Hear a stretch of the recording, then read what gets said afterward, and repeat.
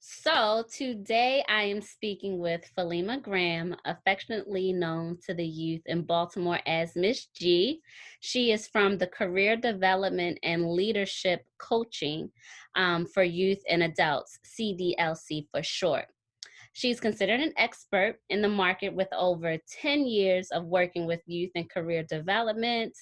Falema has a bachelor's and master's in mass and corporate communication and a graduate from two of the oldest HBCUs, Wilberforce University and Bowie State University.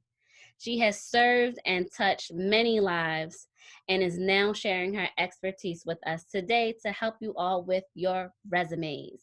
So thank you so much, Falema, for joining me today.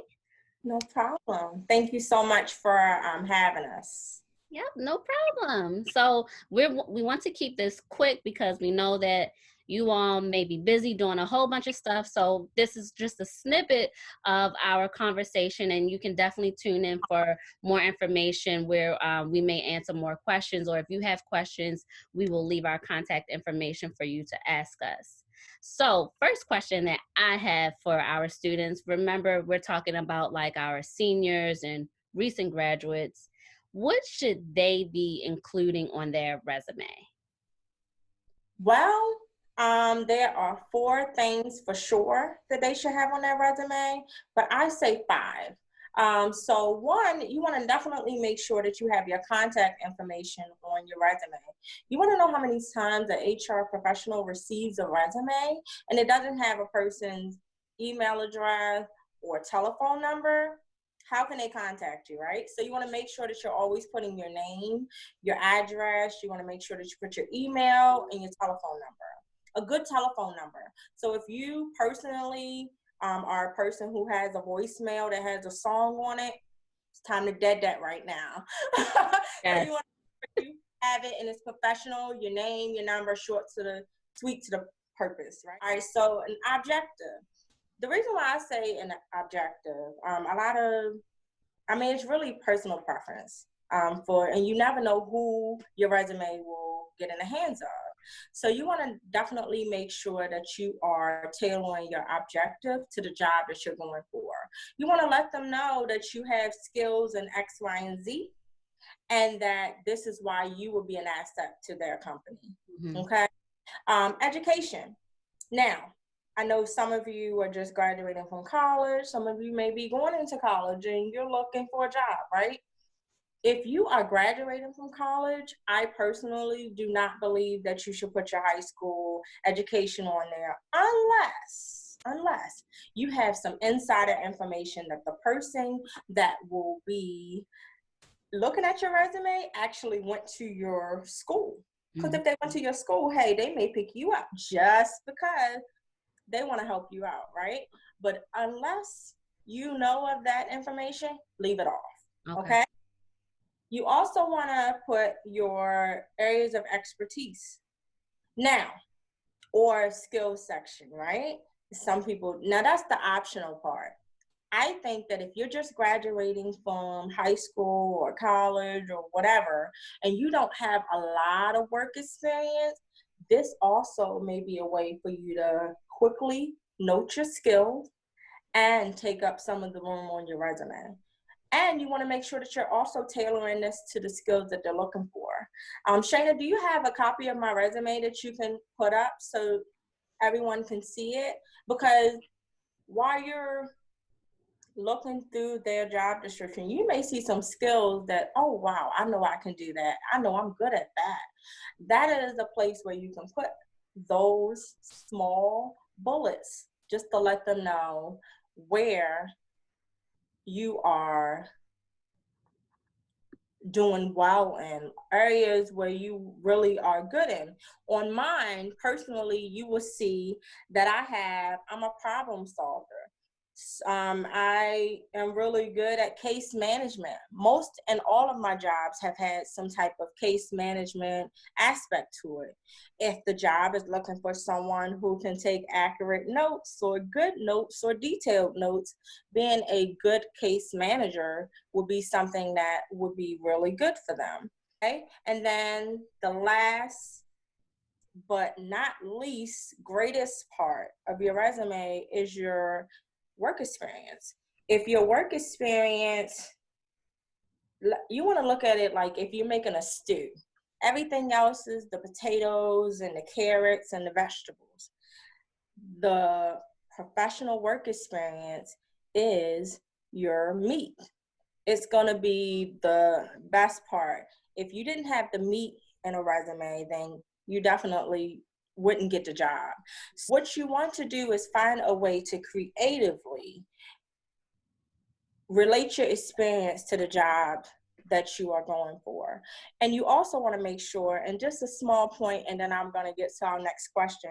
You want to make sure that you're not putting any more than 5 bullet points. Preferably, you want to put 4 bullet points for each job, but no more than 4 or no more than 5.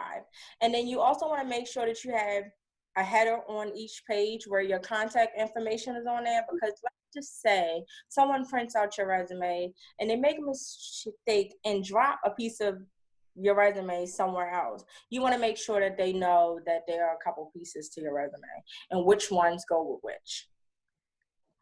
Okay, thank you so much for that. I'm gonna stop sharing this. Okay. So thank you so much. That was super helpful. Ready. So next question. I'm a senior in college or a recent graduate from college. Should I include high school and my accomplishments on my resume because I really don't have like a lot of work experience yet? Okay. And this is just to piggyback off of what we just spoke about. You do. You have a lot of experience. Think about it. In college, most college students have work study because they make extra cash, right? So you want to put that on there. If you did youth works during high school, during any part of your high school years, you want to make sure that you put that on there. If you volunteered at your school, you want to put that on there. Even when you're applying for federal jobs, they look at all of those things. Sometimes people think if I didn't get paid for it, it's not experience. That might be the furthest thing from the truth. You want to put those things on there. Your accomplishments. Are the accomplishments relevant to the job? Because if it's for the job, you're going to definitely put yourself in a place where people are going to be like, okay, this person may not qualify because they just have all of these fillers on their resume. And so you want to make sure that you don't have a lot of fillers on your resume that do not go with the job. So yes, short answer is yes. Okay, so like if I did something in high school that will relate to a job that I'm applying to, because I'm still kind of close to my high school age, I should include it because it does show that I have experience and like accomplishments in that area. Yes. So never downplay or look at your experience like it's not good enough, because someone else, if you are writing it properly, and we can definitely, you can talk to Miss McKeel about that, but you can definitely get help to show you how to creatively customize your resume so that your experience, if you have that experience, you want to be able to show that it matches the job. So you can take that experience and make it and tailor it to that job. Okay. All right. And should I change my resume for each job that I apply to? Because I know a lot of jobs are now using programs to weed out candidates. So, like, how can I make my resume robot proof? Exactly, the ATS, which is the applicant tracking system. This system basically reads through resume. Think about it. If a job, let's just say any job, to work at T-Mobile, right? Cell phone. They get 100 to 1,000 resumes per job that they post. And so no one person, no team can actually read through all of those resumes. What they do is they put it goes through a system. When they post a job, it goes through the system, your resume goes through it, and they scan your resume for words. And those words will say, hey, whether this person is a good match or a bad match. If it's a good, then it finally gets in the hands of the HR representative. If it's not, you're never even going to make it to anyone's desk. So you want to make sure that you are tailoring your resume every time. And I know it's kind of annoying sometimes. It takes a little more time, and it you got to think about it like this, like an investment.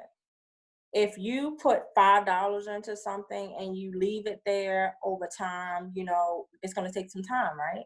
Over Mhm. time, it's going to grow. Your resume, if you put it and you put the time into it that you need to put into it, right? At the end, you're going to possibly get an interview. But Mhm. if you're sending the same resume, you got to think about it. A lot of times the HR people don't really understand the job itself.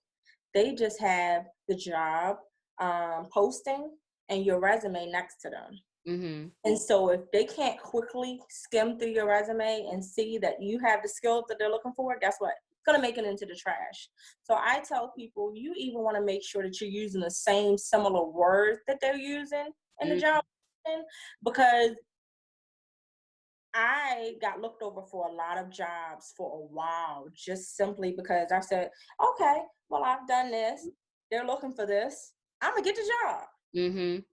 Want to make sure that you are tailoring your resume to fit theirs, almost mirrored.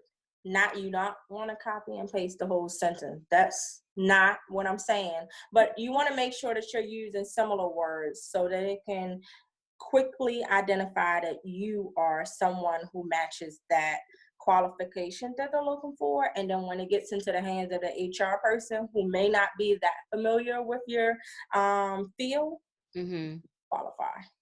Got you. Okay. Okay. Is there like any software or programs that you know that will help students with this whole uh Yes, pro yes, yes, process? yes, yes. I love Job Scan. I think you can just search it Okay. on online, Job Scan, and what it does is it allows you to put copy and paste the job posting in one box, and then copy and paste your resume into another box, and it will tell you how many like the word match. If you Mhm. have the words that are most likely they're looking for in your resume, and it'll tell you a percentage. You want to be with up in the 80 to 100% range. If Yeah. you're and then it'll also tell you what words are most likely their buzzwords. And you want to have those buzzwords in your resume. I love JobScan. Now, JobScan is a paid program, but how you get around that is you want to make sure that you can use it for up to 5 times, like for 5 different jobs. So if you have multiple emails, guess what? But you can use it 5 times a month. So if you have five emails, guess what? You can use it up to 20 times a month. That's a lifesaver. I love JobScan. So definitely check them out. Try it out and see how it works. You'll see how you're getting more callbacks and Mhm. start using that program. Awesome. All right.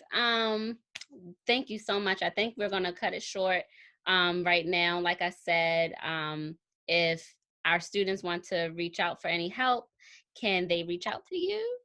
Yes, you definitely can check our website at cdlcinc.org, or you can email us at cdlcforyou@gmail.com. Definitely can check us out. We will even help you with your resume.